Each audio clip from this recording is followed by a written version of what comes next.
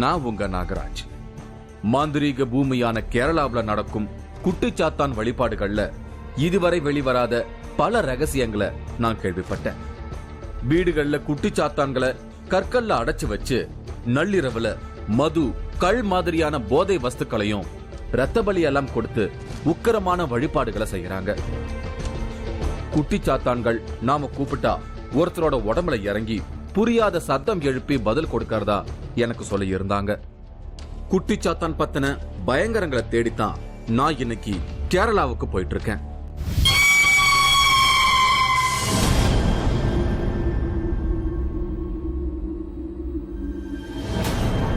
வீட்டு முற்றத்தில் கற்களில் அடைத்து வைத்து வழிபாடு நடத்தப்படும் குட்டிச்சாத்தான்கள். எதிரிகளின் உயிர் பலி வாங்கும் ரகசியம். கேரளா மாந்திரீகத்தில் மிரள வைக்கும் குட்டிச்சாத்தான் வழிபாடு. மூன்றாவது கண் எக்ஸ்க்ளூசிவ். காட்ஸ் ஓன் கண்ட்ரி அப்படின்னு சொல்லப்படுற கேரளாக்கு தான் இன்னைக்கு நான் வந்திருக்கேன். திருச்சூர் மாவட்டத்தில இருந்து 14 கிலோமீட்டர் தூரத்தில் இருக்கு கருவன்னூர் செரிய பாலம்.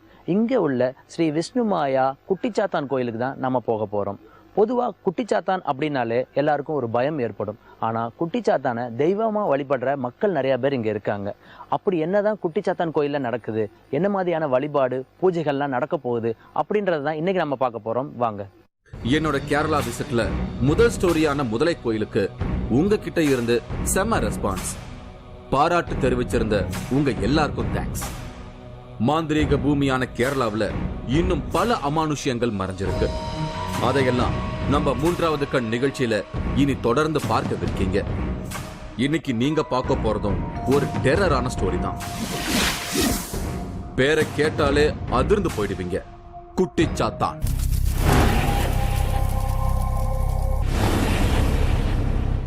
கேட்டாலே கொலை நடுங்குதில்ல?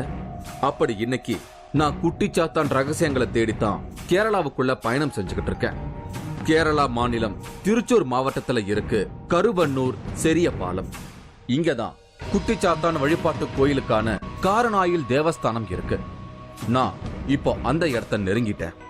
பொதுவா குட்டிச்சாத்தான் பேரை கேட்டாலே எல்லாருக்கும் பகீர்னு இருக்கும், ஒரு பயம் ஏற்படும். எனக்கும் ஃபர்ஸ்ட் அப்படிதான் இருந்தது. எல்லா சாமியையும் கோயில் அமைச்சு வழிபாடுகள் செய்யறத போல கேரளாவுல குட்டிச்சாத்தானுக்கும் கோயில் அமைச்சு மக்கள் எல்லாரும் வந்து வழிபாடுகள் பண்றாங்கன்னு நான் கேள்விப்பட்டேன். அதனாலதான் அதை பத்தி தெரிஞ்சுக்கணுங்கிற ஆர்வத்தோட நான் இங்க வந்திருக்கேன். கோயிலுக்கு போற வழியில காரணாயில் தேவஸ்தானம்னு ஒரு பெரிய போர்டை பார்க்க முடிஞ்சது.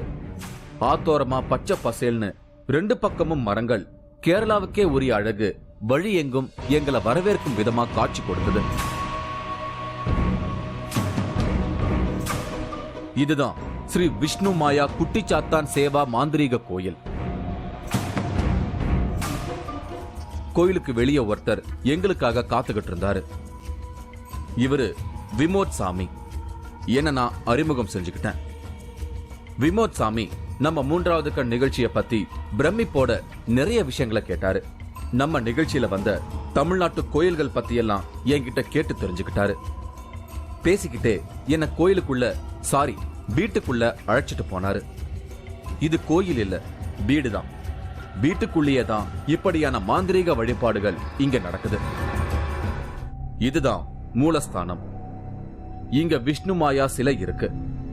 உள்ள தீப வெளிச்சத்துல எருமை வாகனத்துல விஷ்ணுமாயா இருக்கிற காட்சியை பார்க்கவே வித்தியாசமா இருந்தது.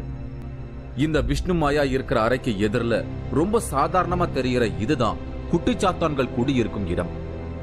இந்த பீடத்துல இருக்கும் 9 கற்கள்ல குட்டிச்சாத்தான்களை ஆபாகனம் செஞ்சு வச்சிருக்காங்க. இங்க வரவங்க எல்லாரும் அந்த பீடத்தை சுத்தி வந்து பிரார்த்தனை செஞ்சிட்டு இருந்தாங்க. இதோ இப்ப இவங்க குட்டிச்சாத்தான தான் பிரே பண்ணிக்கிட்டு இருக்காங்க. எருமை மாட்டு மேல இருக்கும் உருவம் விஷ்ணுமாயா. அப்படின்னா குட்டிச்சாத்தான்கள் எப்படி இருக்கும்? விமோத் சாமி கிட்ட இத பத்தி கேட்டேன். குட்டிச்சாத்தான்களோட உருவம் பரம ரகசியம், அதை வெளியில சொல்லக்கூடாதுன்னு சொல்லிட்டாரு விமோத் சாமி. நீங்க குட்டிச்சாத்தான நேரடியா பாத்திருக்கீங்களா? பூஜா டைம்ல எல்லாம் நமக்கு அந்த இதெல்லாம் அனுபவிட்டு வந்தோம். எப்படி இருக்கும் குட்டிச்சாத்தான்ன்றது? அதொன்னும் வெளியே சொல்ல முடியாது. மாதிரி சொல்லக்கூடாது. சொல்லக்கூடாது. குட்டி சாத்தான் பத்தின பல புதிய தகவல்களை எனக்கு விளக்கமா சொன்னாரு விமோத் சாமி. மொத்தம் 390 வகையான குட்டிச்சாத்தான்கள் இருக்கிறதாகவும் அந்த 390 வகையான குட்டிச்சாத்தான்களும் இந்த விஷ்ணு மாயாவை தான் வழிபடுறதா இவங்க சொல்றாங்க. அதனால விஷ்ணு மாயாவுக்கு வழிபாடுகளை செஞ்சாலே அவரோட கட்டுப்பாட்டுல இருக்கும் குட்டிச்சாத்தான்களை வச்சு நாம நினைக்கிற காரியத்தை சாதிக்க முடியும் அப்படிங்கிறது தான் கேரளாவுல பிரபலமாக நடந்து வரும் பயமுறுத்தும் மாந்திரீக ரகசியம். மூலஸ்தானத்துக்கு வெளியே ஒரு பெரிய விளக்கு பார்க்கவே வினோதமா இருந்தது. ஒரு ஆமை உடல் மேல சர விளக்குகள் பல அடுக்குகளா இருந்தது. விளக்கின் உச்சியில எருமை மாட்டோட உருவம். அத பார்க்கவே வித்தியாசமா இருந்தது. நான் இந்த விஷ்ணு மாயாவுக்கும் குட்டிச்சாத்தான்களுக்கும் வழிபாடுகள் செய்ய ஆரம்பிச்ச கதையை கேட்டேன். 400 வருஷத்துக்கு முன்னாடி நடந்த ஒரு சம்பவத்தை எனக்கு சொல்ல தொடங்கினாரு விமோத் சாமி. 400 வருஷங்களுக்கு முன் இங்க வாழ்ந்திருக்காரு குரு முத்தப்பன். அவரோட வம்சாவளியை சேர்ந்தவர் தான் இப்ப நான் பேசிக்கிட்டு இருக்கிற விமோத் சாமி. அந்த சமயத்துல குரு முத்தப்பன் ஒரு நாள் பக்கத்துல இருக்கிற ஆத்துல குளிக்க போயிருக்காரு. அப்ப அவருக்கு ஆத்துல இருந்து ஒரு சிலை கிடைச்சிருக்கு. எருமை மாட்டு மேல ஒரு வித்தியாசமான உருவம் இருக்கிற மாதிரியான சிலை கிடைச்சிருக்கு. அது விஷ்ணு மாயாவோட சிலைன்னு தெரிஞ்சதும் அதை எடுத்துட்டு வந்து வீட்டுல வச்சு வழிபட தொடங்கி இருக்காரு. விஷ்ணு மாயாவுக்கு அவர் வழிபாடு செய்ய செய்ய அவருக்கு குட்டிச்சாத்தான்கள் கட்டுப்பட ஆரம்பிச்சிருக்கு. அதுல இருந்து இங்க வீட்டுக்குள்ளேயே விஷ்ணு மாயா வழிபாடும் குட்டிச்சாத்தான் வழிபாடும் தொடர்ந்து நடத்த ஆரம்பிச்சிருக்காங்க.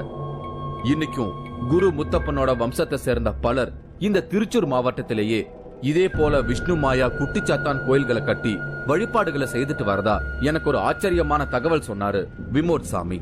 இப்ப இங்க திருச்சூர்ல குட்டிச்சாத்தான் கோயில் எத்தனை கோயில் இருக்குங்க? இங்க ஒரு 8-9 கோவில் இருக்குது. குட்டிச்சாத்தான் கோவில் 8-9 கோவில்கள் எல்லாம் இருக்குது. எல்லாமே ஒரே ஃபேமிலில இருந்து பிரிஞ்சு போனவங்க தானா?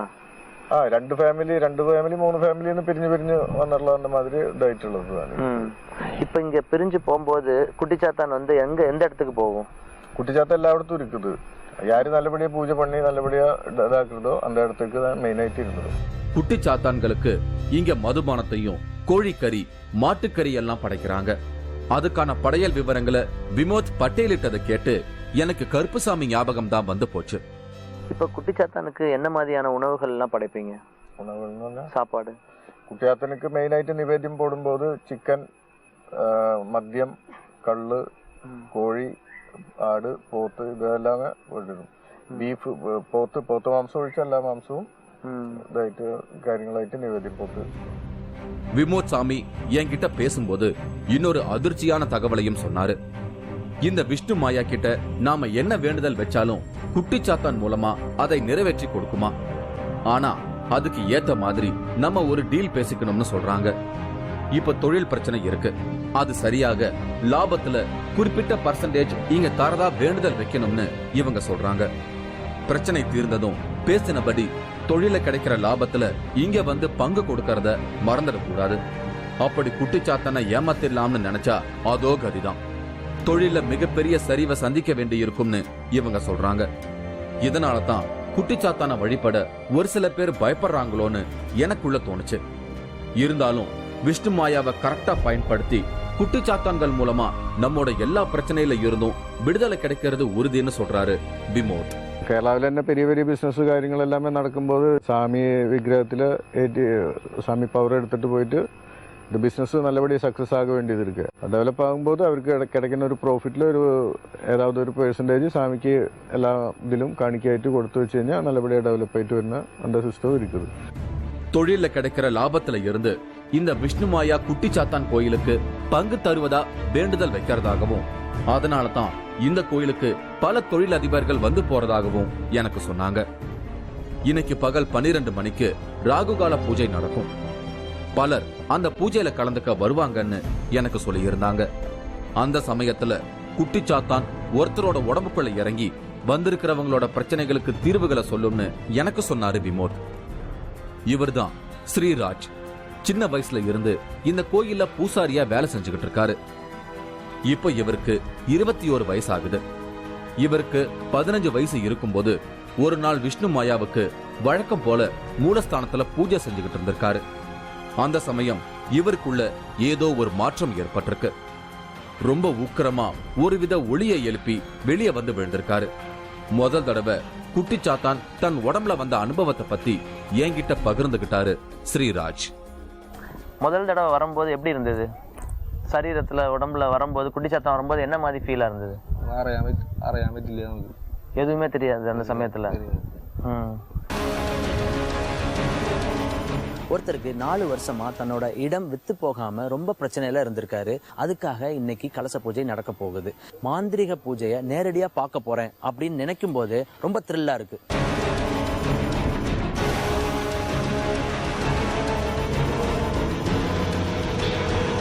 மூன்றாவது கண் இடைவேளைக்கு பின் தொடரும்.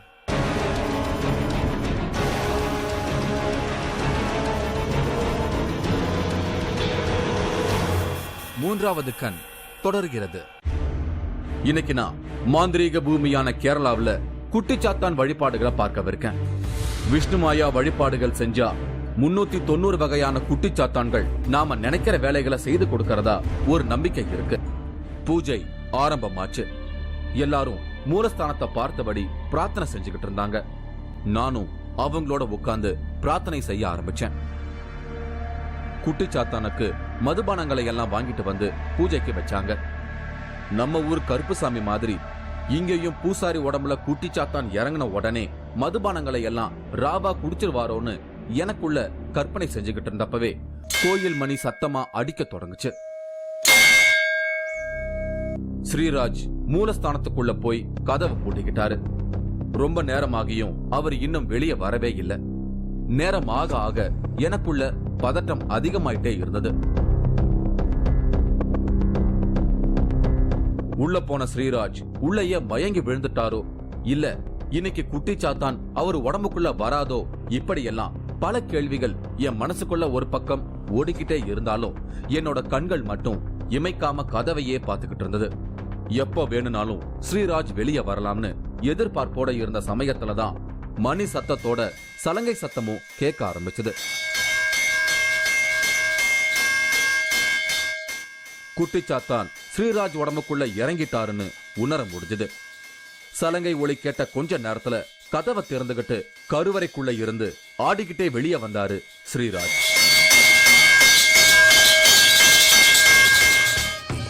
பார்க்கவே பயங்கரமா இருந்தது. தன்னோட உடல்ல சலங்கை மணிகளை கட்டிக்கிட்டு குட்டிச்சாத்தானோட வஸ்திரத்தை உடுத்தினபடி மலையாளத்துல குருவடின்னு சொல்லப்படும் குட்டிச்சாத்தானோட ஆயுதத்தை கையில வச்சு உக்கரமா ஆடிக்கிட்டே இருந்தாரு ஸ்ரீராஜ். அந்த சமயத்துல விமோத் அவர் கையில பூக்களை கொடுத்தாரு. ஸ்ரீராஜ் அதை வாங்கி முன்னாடி இருந்த மக்களுக்கு ஆசீர்வாதம் செஞ்சாரு. அப்புறம் விமோத் குட்டிச்சாத்தானுக்கு வெத்தலை பாக்கு மடிச்சு அவருக்கு ஊட்டி விட்டாரு. அதை வாங்கி சாப்பிட்டுக்கிட்டே முன்னாடி வந்தவங்களுக்கு பதில் சொல்ல தயாரானாரு ஸ்ரீராஜ். வந்திருக்கிறவங்க பிரச்சனைகளை பத்தி விமோத் குட்டிச்சாத்தான் இறங்கின ஸ்ரீராஜ் கிட்ட சொல்ல ஒரு விதமான ஒளி மூலமா பதில் சொல்ல தொடங்கினாரு ஸ்ரீராஜ்.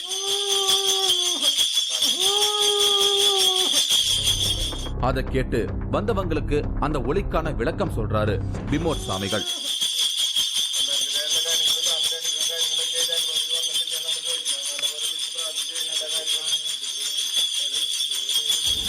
இவங்க பேரு ஜோதி. இவங்க கணவர் பிசினஸ் செஞ்சுக்கிட்டு இருக்காரு. பிசினஸ்ல நிறைய பிரச்சனைகள் வந்திருக்கு. அந்த சமயம் நண்பர் மூலமா குட்டிச்சாத்தான் கோயிலை பத்தி கேள்விப்பட்டு இங்க வந்திருக்காங்க. முதல்ல விமோத்தை சந்திச்சு பிரச்சனைகளை சொல்லியிருக்காங்க. அதுக்கு குட்டிச்சாத்தான் கிட்ட விளக்கங்களை கேட்டு சொல்லியிருக்காரு விமோத். குட்டிச்சாத்தான் அவர் மேல வரும்போது அவரு துள்ளி குதிச்சு ஆடுறத முதல் முறையா பார்க்கும்போது கொஞ்சம் பயமா தான் இருந்தது. அப்புறம் அவரு பேச ஆரம்பிச்சாரு. அவர் கத்துற மாதிரி தான் இருந்தது. எனக்கு ஒண்ணுமே புரியல. அப்போ விமோத் தான் அவரு என்ன பேசுறாருன்னு எனக்கு சொல்லி கொடுத்தாரு. அதுக்கப்புறமா தான் இவங்களோட கணவர் பிசினஸ்ல இருந்த எல்லா தடைகளும் நீங்கி கொஞ்சம் கொஞ்சமா முன்னேற்றம் அடைஞ்சிருக்காங்க. இப்ப இவங்க கணவரோட பிசினஸ்ல பல மடங்கு வளர்ச்சி அடைஞ்சு ரொம்ப பிஸியா இருக்கிறதா இவங்க சொல்றாங்க. அங்க வந்திருந்த எல்லாரும் ஒவ்வொருத்தரா போய் தங்களோட பிரச்சனைகளுக்கு பதில் கேட்டு குட்டிச்சாத்தான் இறங்கின நிலையில இருந்த ஸ்ரீராஜ் முன்னாடி போய் நிக்க தொடங்கினாங்க. எல்லாருக்கும் வினோத ஒளி மூலமா பதில் சொல்லிட்டு அவங்களுக்கு பூக்களை தூவி ஆசீர்வாதம் செஞ்சாரு ஸ்ரீராஜ். அடுத்து நானும் இப்ப குட்டிச்சாத்தான் உடலில் இறங்கிய நிலையில இருந்த ஸ்ரீராஜ் முன்னாடி போய் உட்கார்ந்தேன். நான் நினைச்சுக்கிட்டு இருக்கிற விஷயம் நடக்குமான்னு கேட்டேன். கண்டிப்பா நடக்கும்னு தன்னோட ஆயுதத்தை எடுத்து வேகமா அசைக்க தொடங்கினாரு.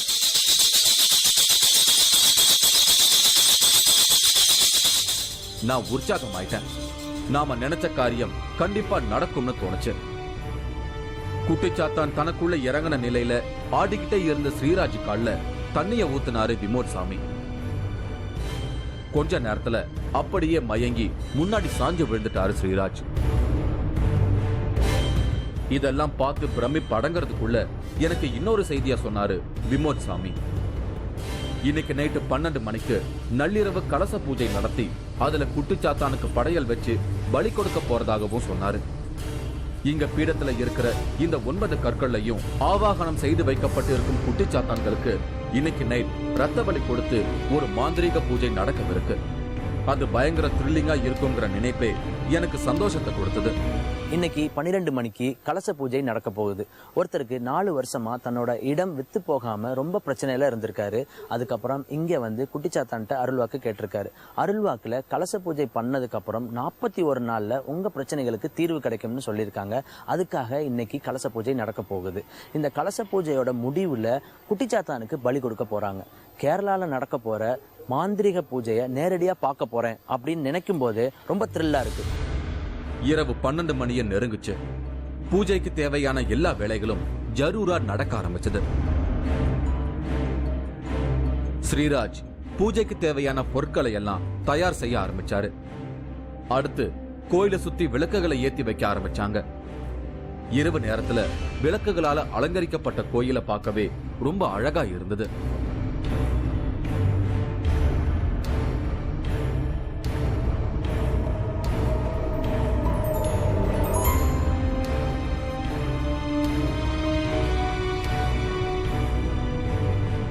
இப்ப பூஜை நடக்க போற இடத்துல கோலத்துக்கு நடுவுல ஒரு பெரிய விளக்கு. அதை சுத்தி 4 எல்லைக்கும் 4 சின்ன விளக்குகளை வச்சு பூஜைக்கான பொருட்கள் எல்லாம் தயாரான நிலையில இருந்தது. இந்த நள்ளிரவு பூஜை மூலமா ரத்த பலி கொடுத்து இங்க இருக்கிற குட்டிச்சாத்தான்களை ஒரு முக்கியமான வேலைக்காக ஏவி விட போறாங்க. பொதுவா இது ரகசியமா நடத்தப்படும் ஒரு பூஜை. நம்மோட வேண்டுதலுக்கு இணங்கி இந்த பூஜையை ஷூட் பண்ண நமக்கு அனுமதி கிடைச்சிருக்கு. குட்டிச்சாத்தான்களை நாம நினைக்கிற எந்த வேலையை செய்யவும் ஏவி விட முடியும். அது மட்டும் இல்லாம இன்னொரு பகீர் தகவலையும் நான் இங்க கேள்விப்பட்டேன். நம்ம ஊர்ல செய்வினை, பில்லி சூனியம், ஏவல் மூலமா எதிரிகளை மந்திரவாதிகள் பாதிப்புக்கு ஆளாக்குவாங்க. ஆனா இங்க குட்டிச்சாத்தான்களை பயன்படுத்தி நம்மோட எதிரிகளை உயிர் பலி வாங்கவும் முடியும்னு சொல்றாங்க. அதனால்தான் இந்த குட்டிச்சாத்தான் வழிபாடுல பல விஷயங்கள் இன்னமும் ரகசியமாவே இருந்துகிட்டு இருக்கு.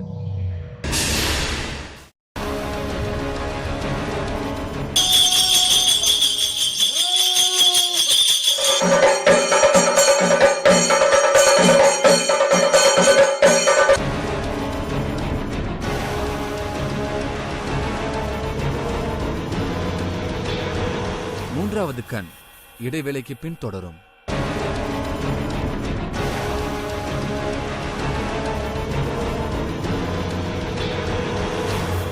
மூன்றாவது கண் தொடர்கிறது. இன்னைக்கு நான் கேரளாவில் இருக்கேன். மாந்திரீக வழிபாடுகள்ல பிரபலமான கேரளாவில் நடக்கும் குட்டிச்சாத்தான் வழிபாடுகளையும் ஒருத்தர் மேல குட்டிச்சாத்தான் இறங்கி வினோத ஒளி எழுப்பி வரவங்களோட பிரச்சனைகளுக்கு தீர்வு சொல்றதையெல்லாம் பார்த்து நான் பிரமிச்சு போயிருக்கேன். இங்க குட்டிச்சாத்தானுக்கு நடத்தப்படும் நள்ளிரவு பூஜையை பார்க்கத்தான் நான் இப்ப வெயிட் பண்ணிக்கிட்டு இருக்கேன். இவர் பேரு சுதீஷ், திருச்சூரை சேர்ந்தவர். இன்னைக்கு இவருக்காகத்தான் கலச பூஜை நடக்கவிருக்கு. இவரோட இடம் 4 வருஷமா விற்காம இருந்திருக்கு. இப்ப இங்க வந்து குட்டிச்சாத்தானோட ஆலோசனைய கேட்டிருக்காரு சுதீஷ். இவரோட நிலத்துல எதிரிகள் செய்வினை வச்சிருக்கிறதால தான் அந்த இடம் விற்பனையாகாம இருக்கிறதா ஒரு அதிர்ச்சி தகவல் கிடைச்சிருக்கு.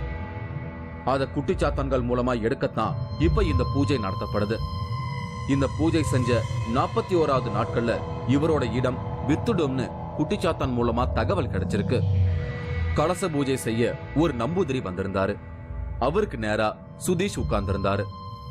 நானும் பூஜை நடக்கிறத பார்க்கணும்னு அங்க உட்கார்ந்து பூஜைய கவனிக்க தொடங்கினேன். வேத மேளங்கள் முழங்க நம்பூதிரி பூஜையை தொடங்கினாரு. சாஸ்திர சடங்குகள் நடக்க ஆரம்பிச்சது. வினோதமான சில முத்திரைகளை சுதீஷ பார்த்த மாதிரி பிரயோகம் செய்ய தொடங்கினாரு நம்பூதிரி.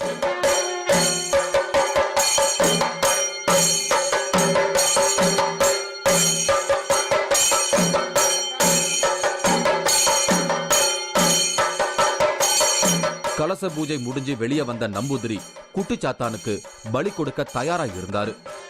குட்டிச்சாத்தான் பீடத்துல 4 பக்கமும் தீப்பந்தம் ஏற்றி வைக்கப்பட்டிருந்தது. குட்டிச்சாத்தானுக்கு மது, கல் எல்லாம் படையல் வச்சிருந்தாங்க.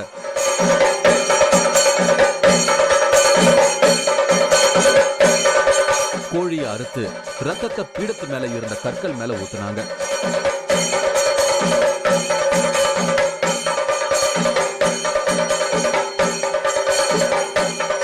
அந்த இடமே ஒரு உக்கிரமான வைப்ரேஷனோட மாறி இருந்தது.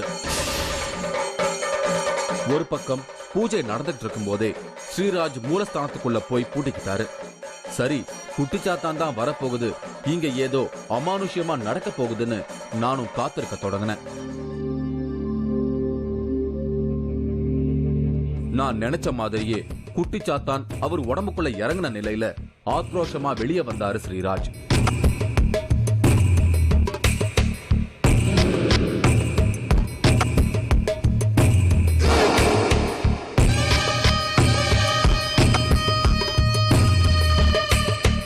சுதீஷ பார்த்து, இந்த பூஜை சிறப்பா இருந்தது, விரைவில் உன் இடம் விற்பனையாகும்னு சொல்லிட்டு நீ கொடுத்த பலியை ஏத்துக்கிட்டேன்னு சொல்லிட்டு ஸ்ரீராஜ் உடலை விட்டு குட்டிச்சாத்தான் வெளியேறுச்சு.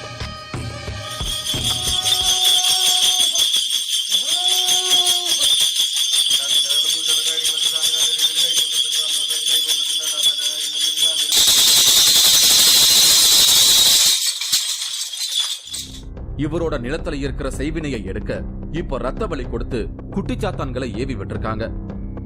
பீடத்துல இருக்கிற கற்கள்ல இருந்து ஏதோ வெளியேறினத போல நான் உணர்ந்தேன். அந்த இடமே அமானுஷ்யமானதா மாறிக்கிட்டு இருந்தது. எனக்கு அதுக்கு மேல அங்க இருக்க முடியல. கேரளா மாந்திரிக பூஜைகள் எல்லாம் ரொம்பவே பவர்ஃபுல்னு மனசுக்குள்ள நினைச்சபடி அங்கிருந்து திரும்பி வந்தேன். அடுத்து வேற ஒரு அமானுஷ்யமான நிகழ்ச்சியில மீண்டும் உங்களை சந்திக்கும் வரை உங்களிடமிருந்து விடைபெறுவது உங்கள் நாகராஜ். இந்த நிகழ்ச்சி நாளை மாலை 4:30 மணிக்கு மறு ஒலிபரப்பாகும். மகான்களின் மறைவை முன்கூட்டியே கணித்து சொல்லும் சித்தர்களின் ஜீவநாடி. நாடி ஜோதிடங்கிறது இது பாரம்பரியமான ஒரு நிலையில மர்மமான இருந்த ஒரு ரகசியம்தான். பல வருடங்களுக்கு முன்பே கணிக்கப்பட்ட அதிர்ச்சி தகவல்கள். நீங்களும் இந்த திகில் பயணத்தில் கலந்து கொள்ள ஒரு வாய்ப்பு. 3வது கண் டிவி ஷோ என்ற ஃபேஸ்புக் பக்கத்தில் எங்களோடு இணைந்திடுங்கள். உங்களது அமானுஷ்ய அனுபவங்களை பதிவு செய்து இந்த நிகழ்ச்சியில் பங்கு பெறும் வாய்ப்பை பெறுங்கள்.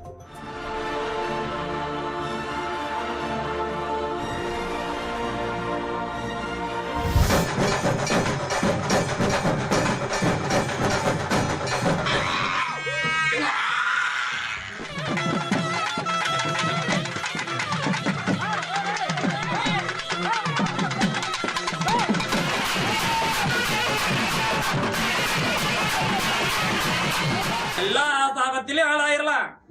ஆனா ஒரு குருஜி புரியுதா, சித்தக்குழு சாபத்துக்கு மட்டும் ஒரு மனிதன் ஆளாக முடியாது, ஆளாக கூடாது.